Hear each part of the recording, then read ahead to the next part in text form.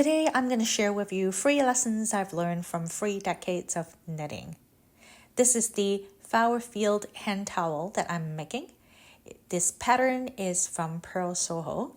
They have a wonderful website that has a lot of beautiful knitting and crochet patterns.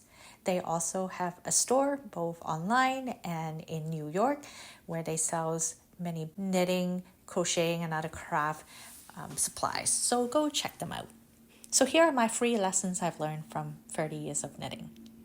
Lesson number 1, every stitch counts. If you knit, you will know that we start with a strand of yarn, and every stitch that we knit slowly add up to the fabric that we're hoping to make. And in my opinion, there's nothing more gratifying than seeing that every movement I make contributes to the outcome that I'm seeking. The end product is also a good reminder that sometimes we just need to trust the process and believe that every little step we take will add up to something bigger over time. Lesson number 2, tension matters. As a knitter, we know that tension matters, and it is something we embrace and pay attention to. If the tension is too tight, the fabric becomes stiff. It might become smaller than what we expect, or it may not lay flat even. If the tension is too loose, the fabric becomes floppy, doesn't have structure. So consistent, even tensions is what we strive for, and it is something we practice. Tension matters not only in knitting, but it also matters in many other things that we do. You might have heard of the concept of flow by psychologist Mihaly Csikszentmihalyi. Flow is described as a delicate balance between the tension of anxiety and boredom.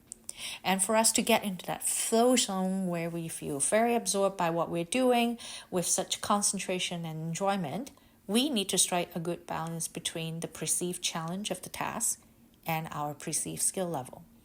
When something is too easy, we get bored and disengaged, and when something is too difficult, we become anxious and stressed. The tension exists in finding that sweet spot where challenge meets skill level. Another person that often referenced the importance of tension is Seth Godin.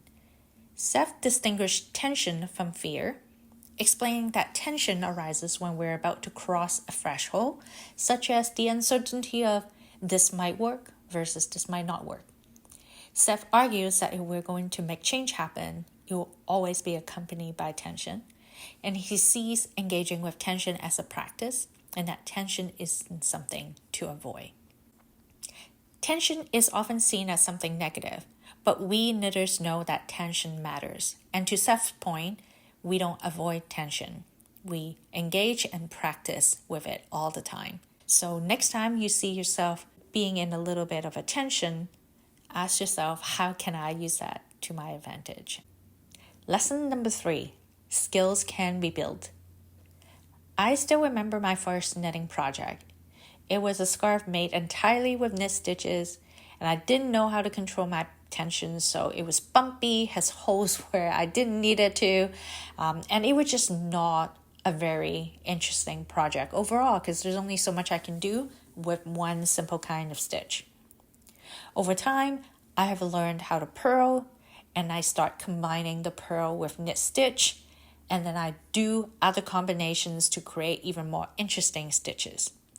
And that leads to lace knitting, and then I also branch out and knitting something that is not just a rectangle or a square. So I have made some half circle scarf, triangles, and whatnot.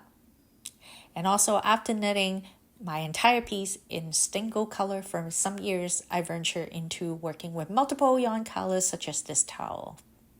Now when I first started knitting, I never thought I would be making colorwork sweaters. But here I am, actually knitting them quite often these days. Looking back at the knits that I made in the last 3 decades, I can see that they've gotten more complicated over time and required more skills to make. And I didn't get those skills overnight. They were accumulated over 3 decades of time.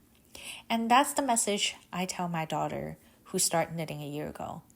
I told her that your first couple of projects, or maybe even the first couple dozens of projects, are not going to look very impressive. Some might even look so bad that you want to fork them and start over again. And that's okay. because it's from doing that you're going to learn how to improve and make it better. And these lessons can only be learned through doing and practice. So those are my 3 lessons from 3 decades of knitting. What are some of your takeaways from your long time craft hobby? Share them with me in the comments. I would love to hear from you. See you next time.